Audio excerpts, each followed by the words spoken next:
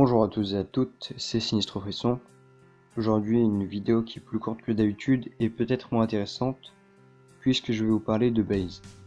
Bayes, qu'est-ce que c'est? C'est un moteur de recherche qui est développé en 2004 par l'université de Bielefeld, au nord-ouest de l'Allemagne.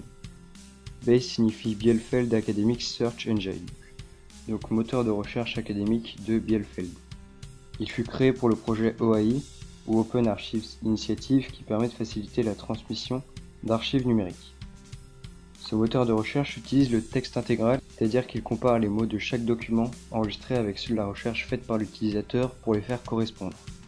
Par exemple, si je tape incendie chat 1962, Bayes va chercher tous les documents comprenant ces termes, puis éliminer petit à petit jusqu'à ce qu'il trouve, par exemple, un article parlant d'un chat qui fut sauvé d'un incendie en 1962.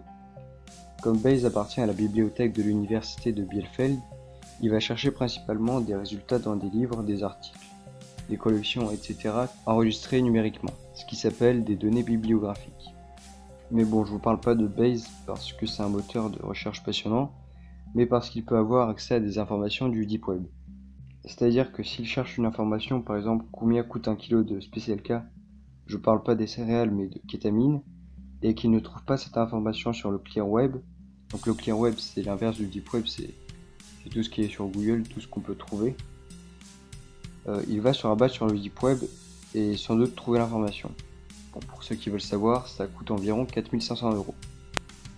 Mais Bayes ne marche pas comme le moteur de recherche du Deep Web, comme Freenet que j'utilise, ou Yipi. En effet, si on entre un lien provenant du Deep Web dans la barre de recherche, ça ne donnera aucun résultat. Bayes va juste trouver des données, pas nous permettre d'accéder au web profond.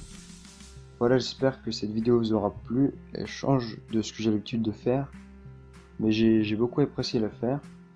Je prépare actuellement une grosse vidéo qui sera donc la 10e vidéo de la série Deep Web. Il reste encore un épisode, donc le 9e épisode de Deep Web. Ensuite, il y aura la grosse vidéo. N'hésitez pas à me proposer d'ailleurs des sujets en commentaire, donc sur le Deep Web, pour que je puisse en parler.